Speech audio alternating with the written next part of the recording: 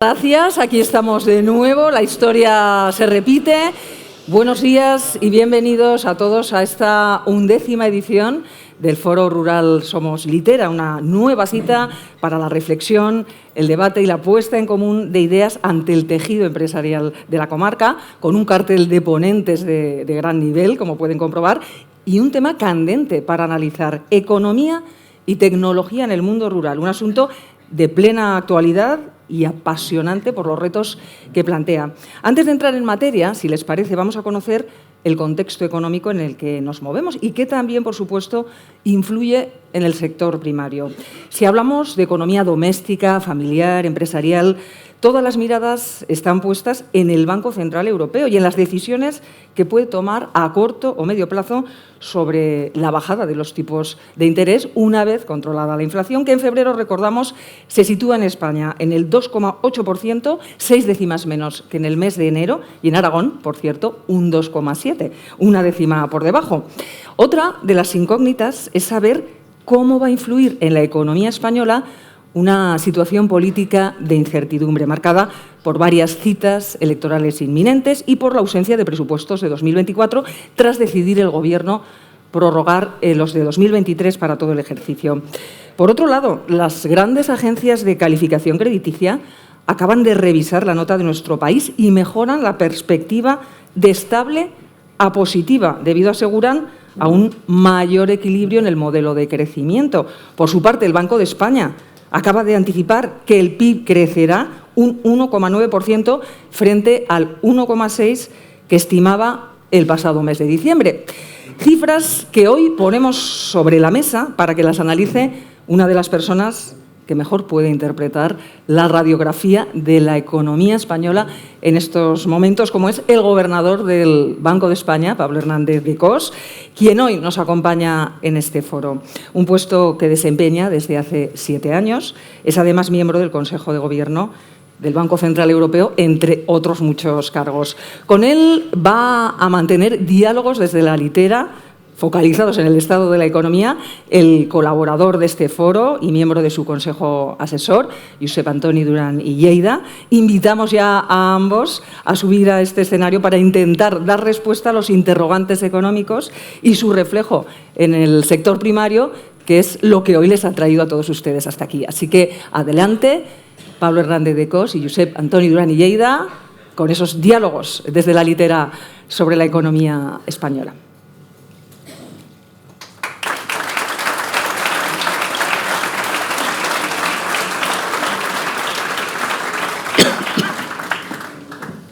Muy buenos días, muchas gracias. Gracias en particular al gobernador del Banco de España por estar hoy aquí con nosotros, sabiendo además que tiene que salir precipitadamente para coger un vuelo para irse a Estados Unidos.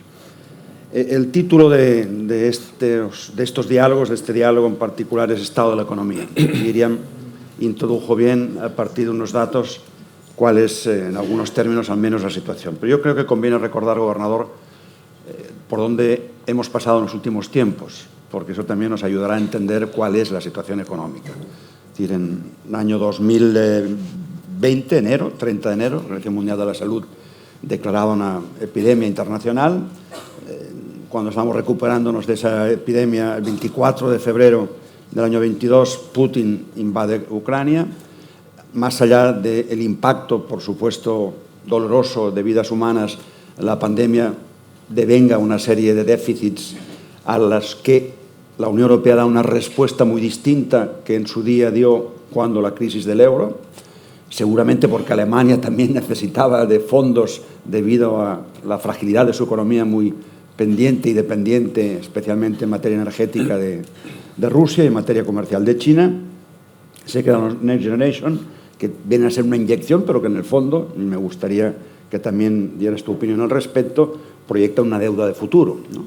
Las consecuencias económicas de pandemia comporta también un incremento de precios, quebranta cadenas de suministro, la guerra, otra vez incremento de precios, inflación, con la inflación incremento de intereses, con el incremento de intereses dificultad de financiación, y ahí estamos, ¿no? Decía Gentiloni, el comisario de la Unión Europea, en una entrevista al País el domingo o el lunes, que España está en mejor forma que el resto de la Unión Europea.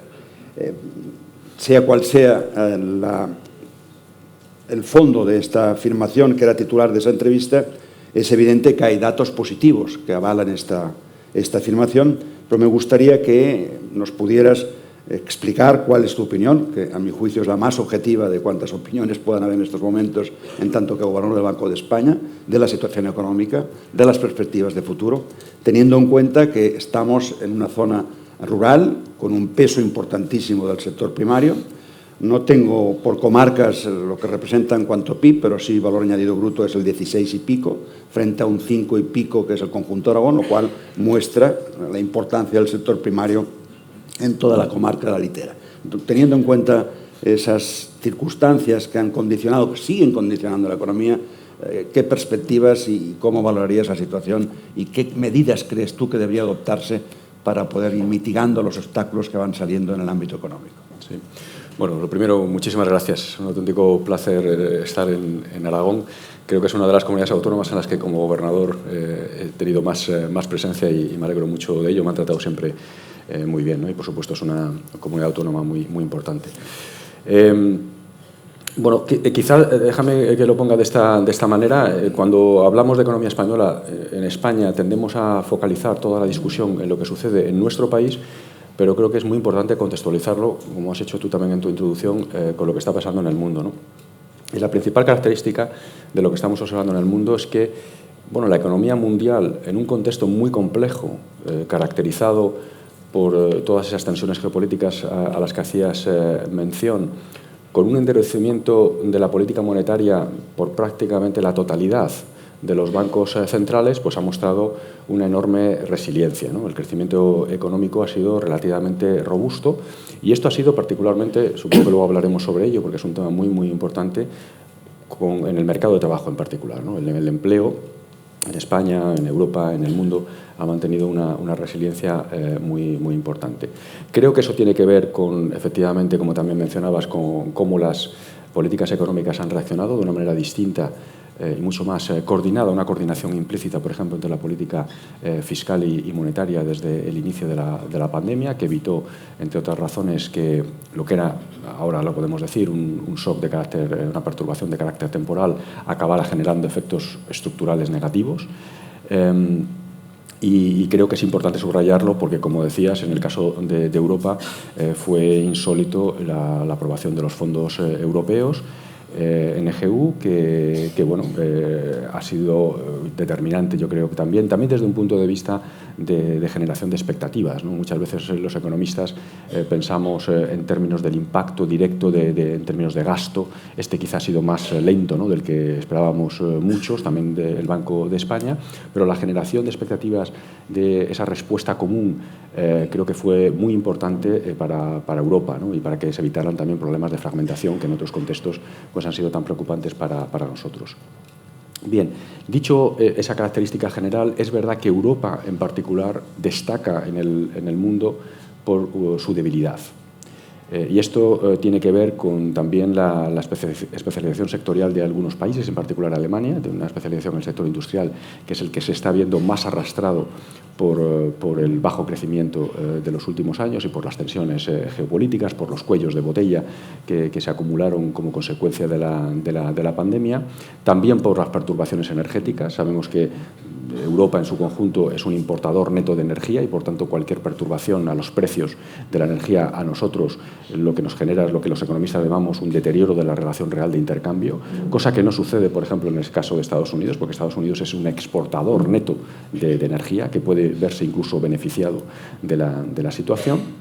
Y bueno, el hecho es que hemos evitado la recesión en Europa, en el área del euro en particular, pues digamos de una manera mínima, porque efectivamente el crecimiento fue un estancamiento del cuarto trimestre del año pasado, había sido un crecimiento negativo, ligeramente negativo en el tercer trimestre. Las expectativas que tenemos en el Banco Central Europeo es que a partir de ahora, de una manera lenta, pero vayamos creciendo en términos positivos en este año y en los siguientes, incluso por encima del potencial de la economía. Bueno, este es el contexto, ¿no?, de la economía española. Entonces, ¿qué destaca de la economía española? Bueno, destaca esencialmente que está haciéndolo mejor. Lo está haciendo mejor en términos de crecimiento económico en los últimos trimestres.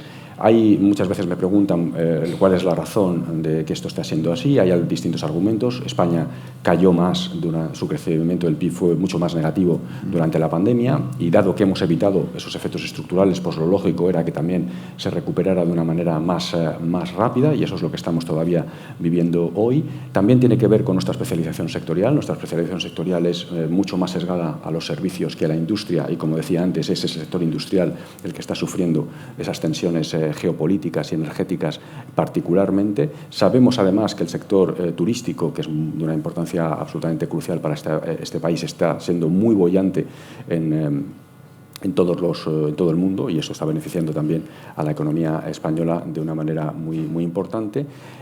Nuestra dependencia energética, como consecuencia también del desarrollo de las renovables, nos hace también algo más inmunes que otros, en términos relativos, que a otros países, y la menor dependencia de la energía rusa también nos ha hecho menos dependiente a esta perturbación, insisto, siempre en términos relativos, y también nuestro sector exportador es mucho menor dependiente de una economía que está sufriendo una relativa debilidad en los últimos años, que puede tener además un carácter estructural, que es China. Alemania, por ejemplo, sin embargo, la dependencia de su sector exportador de la economía china es muy importante, ¿no? Cosa que no le sucede a la economía española. Estos son algunos de los argumentos.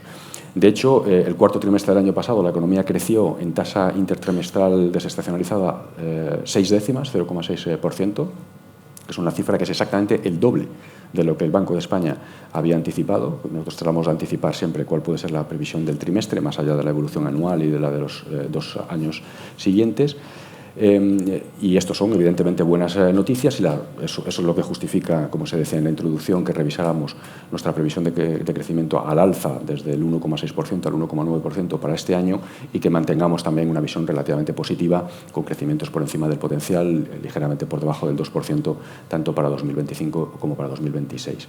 Sin embargo, déjeme también decirle algunas características de ese crecimiento del último trimestre, de la sorpresa en relación con lo que inicialmente anticipaba el Banco de España, que también muestran algunos signos de debilidad, y que yo creo que son importantes de cara a lo que preguntabas también, de cuáles pueden ser las políticas económicas más adecuadas en este contexto, ¿no? Las sorpresas del cuarto trimestre tienen que ver esencialmente con el consumo público, un consumo público que fue muy dinámico, tanto en empleo público como en compras de bienes y servicios, mucho más de lo que el Banco de España esperaba. Esto efectivamente genera un crecimiento económico, un mayor crecimiento de corto plazo, pero evidentemente todos sabemos, y este es quizá el principal reto de la economía española desde mi punto de vista, que nuestro déficit público estructural es muy elevado, que nuestro nivel de endeudamiento público es también muy elevado, y por tanto yo creo que también señaliza que ese dinamismo del consumo público no puede mantenerse, y al contrario, lo que deberíamos es, ya en este mismo año 2024, pues iniciar un proceso de consolidación fiscal que no solamente permita una reducción del déficit observado, como ha sucedido, de hecho, tenemos ya los datos del año 2023, sino del déficit público estructural, es decir, aquel que estará allí una vez incluso cuando el crecimiento económico haya superado al crecimiento potencial, y que permita una reducción paulatina del endeudamiento público.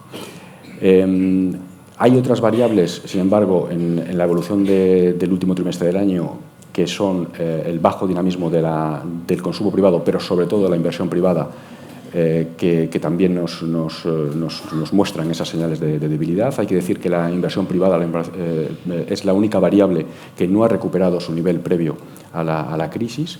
Y, bueno, por supuesto, todos pensamos que no podemos tener una economía dinámica, un crecimiento potencial elevado, una productividad elevada, si la inversión privada, evidentemente, no es elevada, lo cual me lleva también a la tercera característica del crecimiento económico, más allá de esa intensidad del empleo que mencionaba con anterioridad, que es la baja productividad. Y que es, desde mi punto de vista, también pues el segundo gran reto de la economía española. Tenemos una economía que, cuando vemos, por ejemplo, la comparación de la evolución de la renta per cápita española con la del resto de los países europeos, que hemos divergido en las últimas 3 décadas, no hemos sido capaces de converger con la media europea, y también hemos divergido en los últimos 4 años, pues vemos que una variable que ha jugado un papel fundamental en esa incapacidad de la economía española para converger con Europa tiene que ver con la baja productividad. El Banco de España ha trabajado mucho sobre esta cuestión. Lo que hay que decir es que, podemos entrar luego en algunos de los detalles que te parezca, es que la baja productividad no se resuelve con una sola política económica, es un abanico de políticas económicas las que se necesitan, que tiene que ver, por supuesto, con la investigación y desarrollo, que tiene que ver con el funcionamiento del capital, del mercado de trabajo, que tiene que ver con el capital humano y, por tanto, con la educación y la formación continua en las empresas, que tiene que ver con el tamaño empresarial. Tenemos en nuestro país empresas muy pequeñas y que además no crecen en comparación con nuestros socios europeos, y sabemos que, por tanto, en un contexto además muy globalizado no les permite aprovecharse de las economías de escala, ¿no?, que se generan con el tamaño empresarial y, por tanto, si lo puedo decir de esta manera, estos deberían ser, desde mi punto de vista, los dos focos: consolidación fiscal, que dé una señal muy fuerte de la sostenibilidad de las cuentas públicas, de la reducción del endeudamiento y del déficit público estructural, y políticas estructurales que permitan un mayor dinamismo de la productividad en la economía. En este contexto, gobernador, lo que hacía referencia a la conductora del acto, del foro, tipos de interés, la FED, el Banco Central Europeo, vais diciendo sí pero no, no pero sí, anunciando no se bajan más los tipos de interés ahora, pero posiblemente habrá 2 bajadas en el resto del año. ¿Para cuándo crees que eso es necesario, dado que la inflación, de hecho, se está controlando y bien, y por tanto ese es el objetivo por el que tiene que velar, no el único, pero sí principal, el propio Banco Central Europeo, ¿no? Sí, bueno, yo creo que quizá lo primero que hay que dar es una señal de confianza, ¿no? Porque si hubiéramos tenido este mismo debate hace un año, pues yo creo que todos habríamos generado un consenso en que, bueno, las dinámicas de inflación entonces eran preocupantes. Hoy la situación es muy distinta. En el Banco Central Europeo estamos siguiendo un análisis que tratamos de dividir también para explicárselo mejor a los mercados y, por supuesto, a los ciudadanos, que divide, por una parte, qué está pasando con la inflación. Efectivamente, la inflación se ha reducido de una manera muy significativa, más de 8 puntos porcentuales desde el máximo que se alcanzó en octubre del año 2022. Nos fijamos no solamente en la inflación general, sino muy particularmente en las medidas, que son muchas, de inflación subyacente que tenemos. La inflación subyacente, pues siempre la hemos utilizado los economistas para tratar de anticipar hacia futuro, ¿no?, qué es lo que puede pasar con las presiones inflacionistas, porque sabemos que la inflación observada, la inflación que tenemos, el último dato, ¿no?, que se hacía mención también en la introducción a esta charla, pues está muy determinada por factores muy volátiles, entre los que tienen que ver, por supuesto, los precios de los alimentos y también los precios de la energía. También se ha producido una reducción significativa de la inflación subyacente.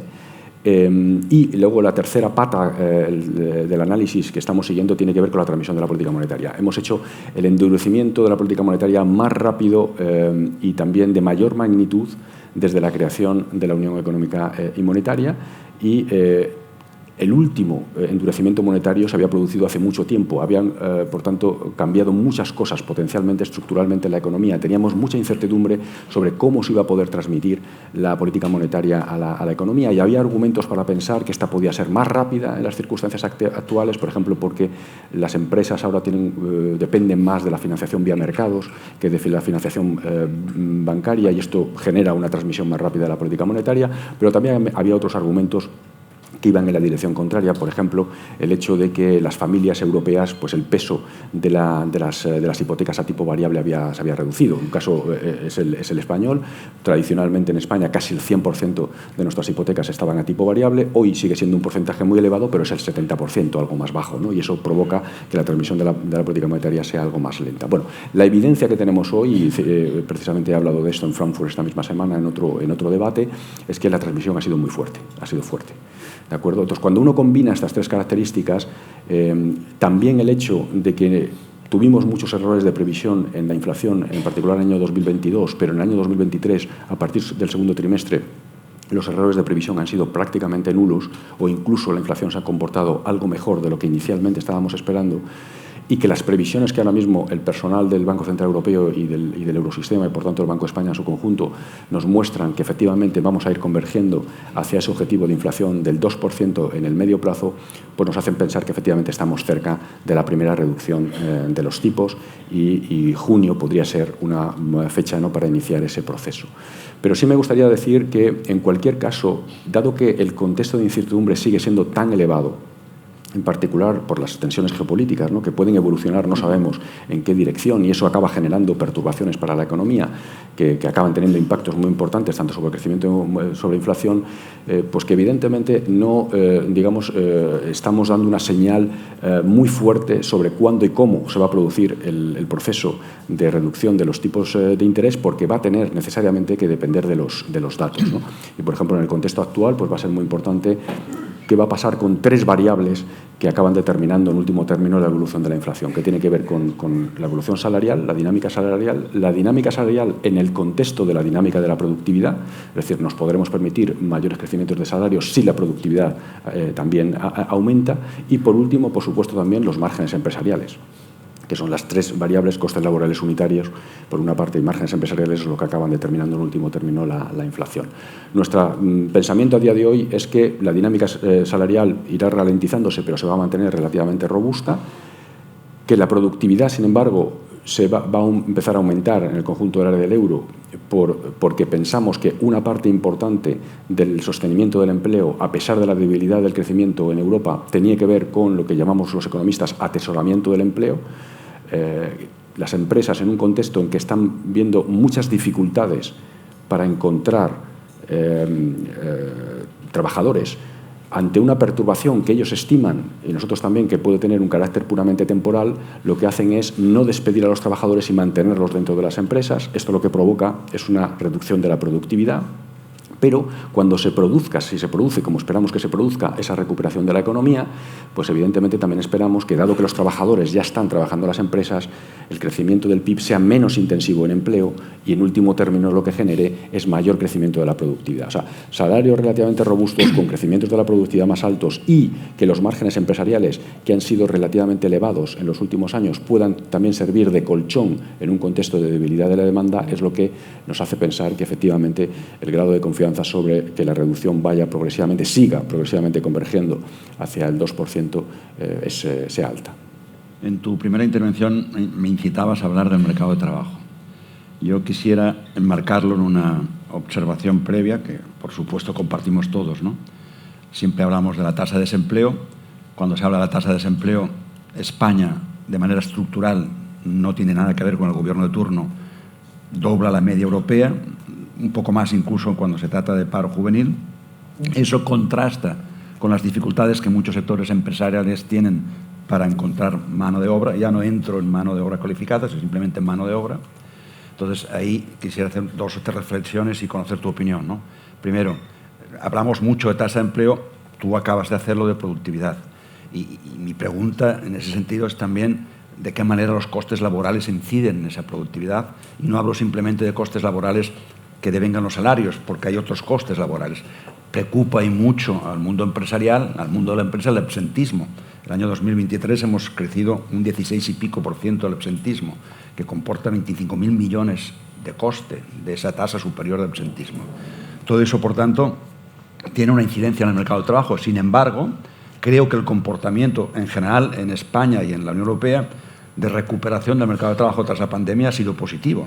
Y ese comportamiento, creo que hace poco tú hablabas en una conferencia en CUNEP, en la Complutense, y dabas unos datos, ¿no? Pues en ese contexto de preocupación del mercado de trabajo, de cuál ha sido su comportamiento y de por qué de ese defecto estructural de nuestro mercado de trabajo, seguro que tienes muchas cosas interesantes a contarnos. Sí, bueno, yo coincido prácticamente con todo lo que has dicho. Déjame simplemente que las ilustre quizás de una manera más detallada, pero llegando exactamente a la misma conclusión, ¿no?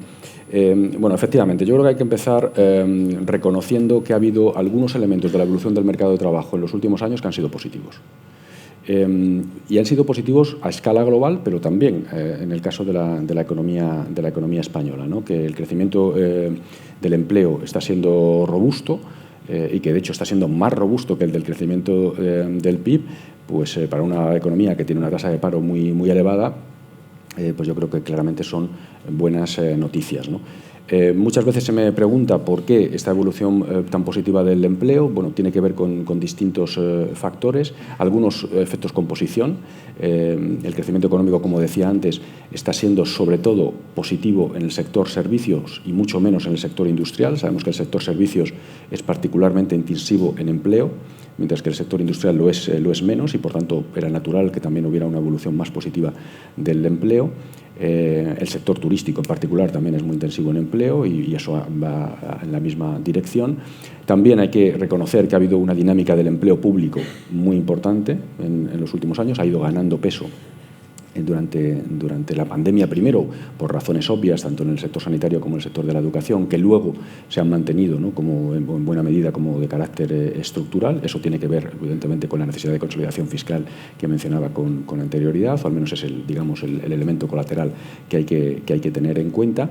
Este aspecto que subrayaba yo también antes, de que efectivamente las empresas en un contexto, y luego volveré sobre esta cuestión, tienen dificultades para contratar trabajadores. Cuando hay una perturbación de carácter temporal, lo que hacen es no despedirlos, mantenerlos, porque saben que si los despiden, cuando la recuperación vuelva, les va a ser más difícil recuperar a esos mismos trabajadores, ¿no? Ese concepto de labor hoarding que llamamos los economistas, ¿no?, cuando utilizamos la expresión en inglés, ¿no? Estos son algunos de los factores, pero también, como decías, un aspecto muy importante que el Banco de España ha hecho algunos análisis, yo creo que muy interesantes, que tienen que ver con que estamos en máximos de gasto en incapacidad temporal.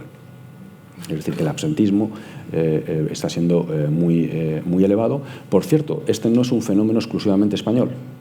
De nuevo, esto está pasando en Alemania, esto está pasando en Francia, esto está pasando en Italia, y que, bueno, yo creo que es un aspecto que hay que analizar con cuidado, porque si hay un deterioro que es simplemente transitorio de la salud de los ciudadanos, de los trabajadores en particular en este caso, como consecuencia, por ejemplo, de los efectos del COVID, pero que pensamos que puede ser solamente transitorio, pues evidentemente sería menos preocupante que si tuviera un carácter permanente, que por supuesto eso podría acabar y acabaría afectando a la capacidad de crecimiento potencial de la economía, ¿no?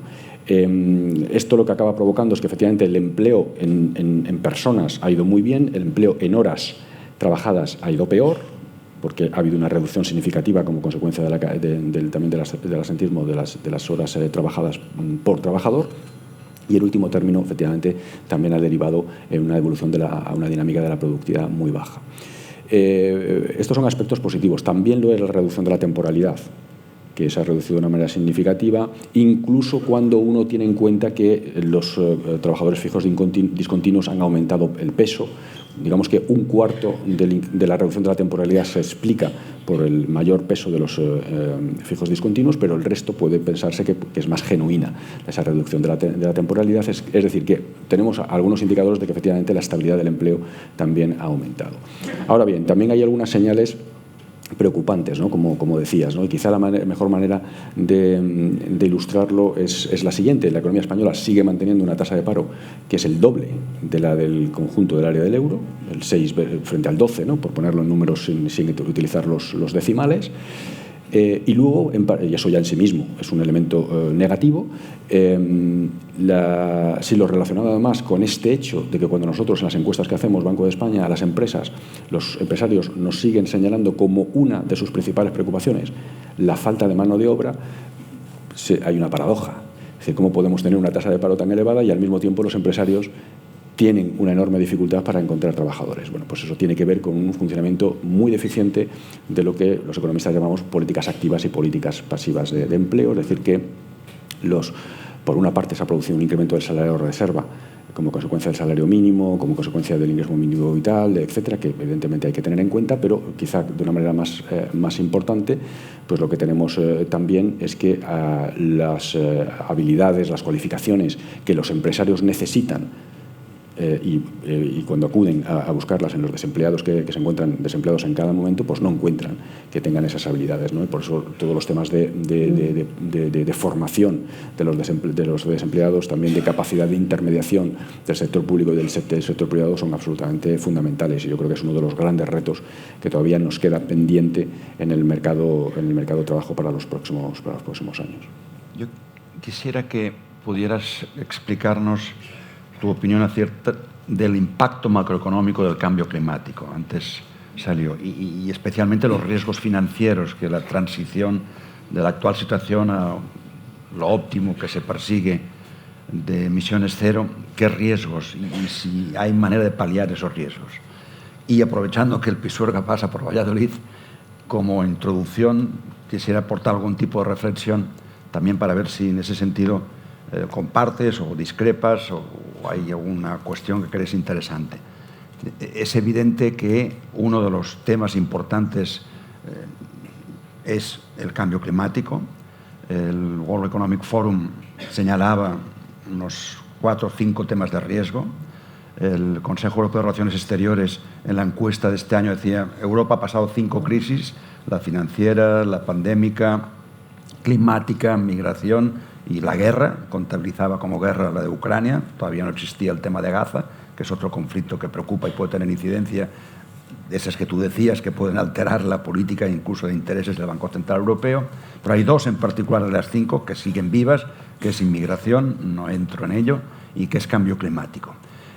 Hoy hay agricultores en la calle, protestan, hemos visto protestas. Uno de los motivos de esas protestas, no siempre viene expuesto a mi juicio, es el exceso regulatorio por parte de la Unión Europea. Esa es otra observación entre paréntesis. La Unión Europea regula mucho, yo creo que demasiado. Vamos a ser los campeones, los primeros en regular la inteligencia artificial. A mí lo que me interesaría no es ser el árbitro del partido entre China y Estados Unidos en inteligencia artificial, sino estar en el campo jugando con China y Estados Unidos. Entonces, es verdad, y yo comparto esa crítica de un exceso de regulación, y se añade a eso todo lo que afecta a las consecuencias del Pacto Verde, del Green Deal, ¿no? Y eso está presente en el mundo rural, ¿no? Por tanto, esta introducción me permite que puedas hacer alguna valoración en general de todo el tema del cambio climático y, en particular, reitero, de qué impacto macroeconómico y de manera particular en el sector financiero. Sí, bueno, quizás déjame que empiece por tu comentario final. Y es que efectivamente el cambio climático y sus efectos negativos y existenciales, diría yo, ¿no?, sobre el mundo son globales. Y por tanto, cualquier actuación individual no va a ser exitosa. Cualquier actuación que son absolutamente necesarias para la lucha contra el cambio climático, si no somos capaces, los europeos, que en cierta medida estamos liderando, ¿no?, la respuesta y las políticas de lucha contra el cambio climático, si no somos capaces de que nos acompañen el resto de los países, pues efectivamente Europa no es el mayor generador, ni mucho menos, de gases con efecto invernadero, ¿no? Entonces esto, de nuevo, perjudicar a nuestros sectores productivos. Claro, o sea, por eso es muy importante la coordinación internacional, como en tantas cuestiones, por ejemplo, una que me llega muy al corazón, como tiene que ver la regulación bancaria, ¿no? Si nosotros tenemos una regulación bancaria muy estricta en una sola jurisdicción, pero en un mundo tan interconectado el resto no lo están, pues efectivamente los problemas de estabilidad financiera en cualquier caso acabarían generándose. Por eso llevamos más de 50 años, se cumple 50 años ahora de la creación del Comité de Supervisión Bancaria de Basilea que ahora dirijo. Pero bueno, vuelvo sobre el cambio climático. Bueno, nosotros en el Banco de España hemos dedicado y seguimos dedicando muchos recursos a analizar esta cuestión, el impacto económico. Lo que hay que decir es que el impacto económico del cambio climático es real y es muy significativo. Hemos desarrollado modelos en los que efectivamente esta cuestión se puede analizar en un marco de equilibrio general y efectivamente es muy significativo, hay que tomárselo, por tanto, muy en serio. Básicamente lo que vemos es que los riesgos físicos, ¿no?, tanto crónicos como los eventos extremos, que ya estamos observando que se están produciendo en algunos casos por las pérdidas económicas que podrían generar si no se actúa a tiempo, son realmente muy significativos, cuantitativamente muy importantes. Las buenas noticias es que también encontramos que una actuación temprana, ordenada, coordinada, pues efectivamente puede paliar de una manera muy significativa esos costes físicos, reducirlos de una manera muy significativa. Esto exige una combinación de, bueno, para esa externalidad negativa que es el cambio climático, los economistas siempre pensamos que la imposición es quizá el método más adecuado, pero al mismo tiempo hay que generar incentivos a la innovación, porque la innovación va a ser absolutamente fundamental para, bueno, generar las tecnologías adecuadas que permitan precisamente una lucha del cambio climático, que permita también un impacto macroeconómico menor. El Banco de España ha analizado, y están publicados distintos trabajos en nuestra web, sobre los efectos de cuestiones tan importantes como la degradación medioambiental. Hay un análisis muy interesante, por ejemplo, de lo que ha pasado en el Mar Menor y cómo el impacto que ha tenido esa degradación de ese ecosistema sobre el precio del inmobiliario en las zonas asociadas al Mar Menor.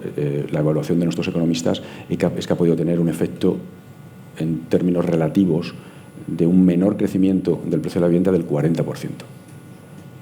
Es decir, que estamos hablando de números absolutamente reales, que son absolutamente reales, y por supuesto a los banqueros centrales y supervisores bancarios también nos preocupa esto, porque el inmobiliario es el colateral fundamental que tienen las familias para sus préstamos inmobiliarios.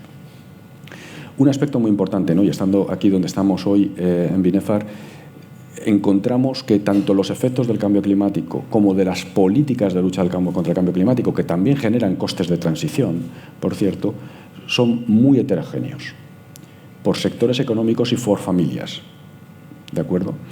Y por eso es muy importante que haya políticas mitigadoras de los perdedores, si lo puedo decir de esta manera, de las políticas de lucha contra el cambio climático, no solamente por cuestiones de igualdad, que creo que también, sino también porque si no, no va a haber el apoyo social necesario para aplicar políticas que son absolutamente necesarias, ¿no? O sea, en resumidas cuentas, es real el efecto económico negativo de la lucha contra el cambio climático, afecta tanto a la demanda como a la oferta de la economía, eventualmente también a la estabilidad financiera. Las buenas noticias es que las políticas de lucha contra el cambio climático, si se hacen a tiempo, de una manera ordenada, pueden reducir de una manera muy significativa esos costes, que esas políticas pueden generar a su vez algunos costes que lo que los economistas llamamos costes de transición, y que además estos costes de transición pueden ser muy heterogéneos por grupos poblacionales y por sectores empresariales, y que por tanto políticas de compensación, si por ejemplo estamos pensando que una parte importante de la lucha contra el cambio climático se hace a través de impuestos medioambientales, pues eso genera unos ingresos que al menos una parte de ellos podría ser utilizado para compensar y permitir la transformación de aquellos sectores que están más negativamente afectados, ¿no? Si no tenemos en cuenta todas estas piezas del puzzle, yo creo que efectivamente va a ser muy difícil que esa transición ordenada se produzca. Tenemos 10 minutos para que puedas irte a tiempo a coger la AVE en Zaragoza, y creo que explicado lo que explicaste de situación económica, mercado de trabajo, etcétera, hay algo que hay que introducir forzosamente, que son las nuevas reglas fiscales.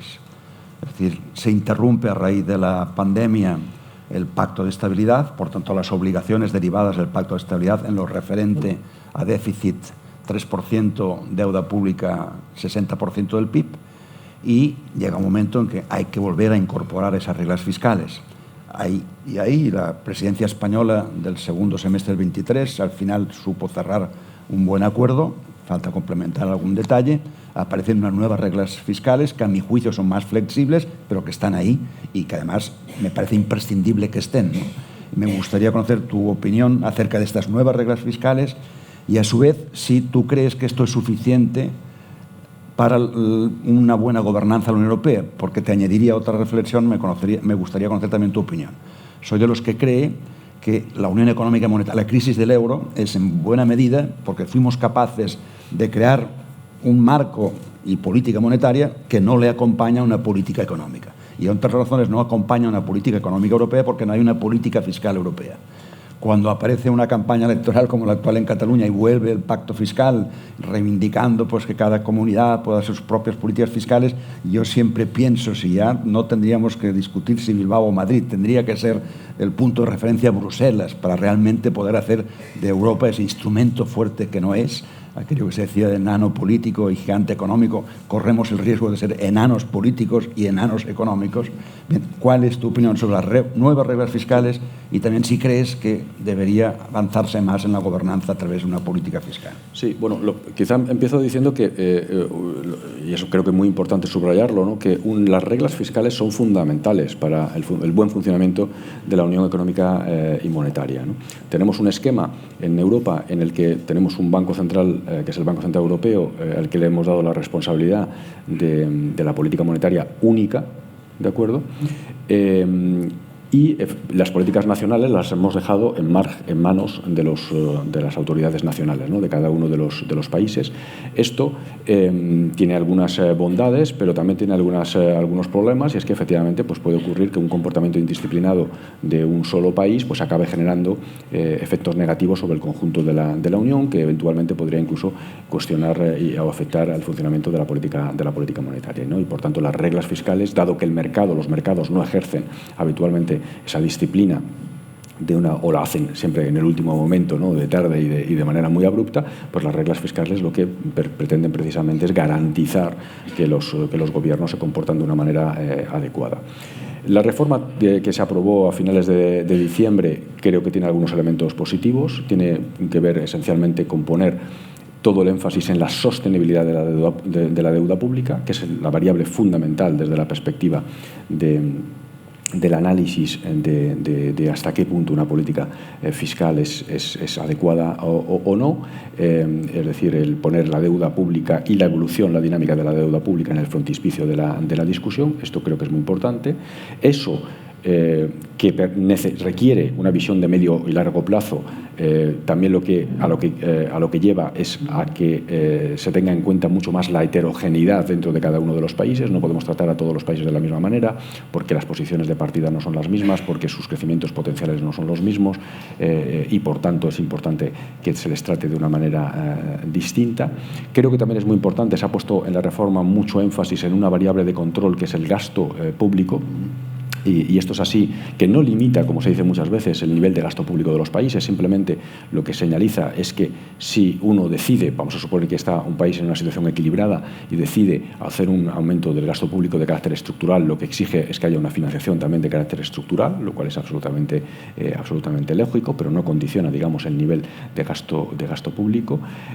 También creo que hay un elemento muy positivo, es que las reglas ahora parecen tener en cuenta las relaciones tan estrechas que existen en la economía entre crecimiento económico, por tanto reformas estructurales y sostenibilidad fiscal, de tal manera que han generado un incentivo a que si uno se compromete con reformas estructurales tenga algo más de tiempo para el proceso de consolidación fiscal, también porque espera que esas reformas estructurales acaben generando un mayor crecimiento económico y hagan menos necesario, al menos la magnitud del ajuste fiscal. Y lo que me parece que es absolutamente, dadas estas bondades, algunas de las bondades, quizá en lo que no hemos avanzado mucho es en la simplificación. Las reglas fiscales siguen siendo muy complejas y básicamente para expertos que hayan estudiado esas y se dediquen en exclusiva a su análisis, pero creo que tienen algunos elementos muy positivos. Bueno, mi experiencia en cualquier caso lo que me dice es que lo que es fundamental ahora es su implementación. Si la implementación ahora no se hace de manera rigurosa y sobre todo en los primeros momentos tras la reforma, ¿no?, como va a ser a partir de la primavera cuando los países presenten sus programas de estabilidad y crecimiento, pues evidentemente va a ser muy difícil que se gane credibilidad sobre las reglas fiscales y en último término sobre las políticas fiscales. Nosotros pensamos en Banco de España que, dado el contexto macroeconómico que tenemos, dada la situación de desequilibrio fiscal de algunos países, en particular también, como decía antes, de España, la política fiscal tiene que ser ya restrictiva este año y esto tiene que ser particularmente el caso para la economía española, que necesita un plan de consolidación fiscal de medio plazo de varias legislaturas probablemente para colocar a la situación, la sostenibilidad de las finanzas públicas donde todos queremos. Acabo con un último aspecto que mencionabas también en tu pregunta y que tiene que ver con qué falta. Bueno, hay una ausencia muy importante en el debate del año pasado y, por tanto, en la conclusión del año pasado. Y es que, efectivamente, no tenemos una política fiscal común europea.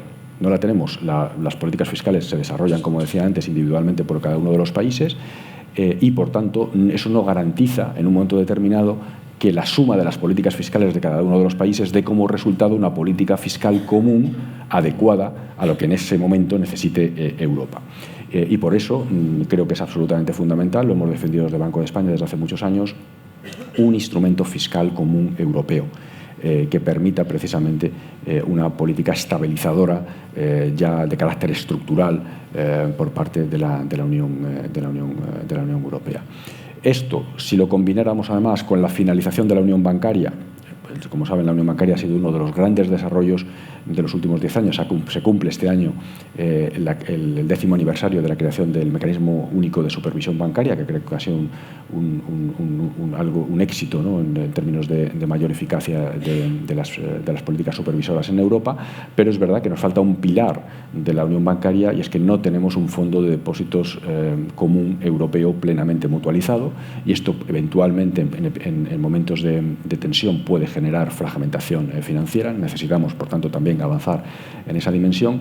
Y si le añades además el pilar, que creo que también es muy importante, de la creación de una unión de mercado de capitales común, en Europa nuestras empresas se financian en mucho mayor medida que en otros países, por ejemplo Estados Unidos, a través del sector bancario, y sabemos que los mercados de capitales son más óptimos para financiar sobre todo inversiones, por ejemplo, en tecnología.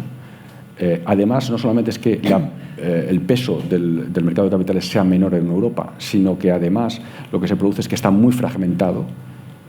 Pues ese menor desarrollo, por un lado, con esa mayor fragmentación, por otro, del mercado financiero, la podríamos resolver a través de este concepto, esta idea, que tiene detalles muy explícitos, ¿no?, de cómo lograrlo, que es la unión de mercado de capitales. Pues la combinación de una unión fiscal, por una parte, con la finalización de la unión bancaria, por otra, con el desarrollo de una unión de mercado de capitales, creo que es absolutamente fundamental para que Europa pueda competir en ese contexto tan globalizado y tan lleno de retos, ¿no? Si no, va a ser muy difícil que Europa no acabe quedándose atrás.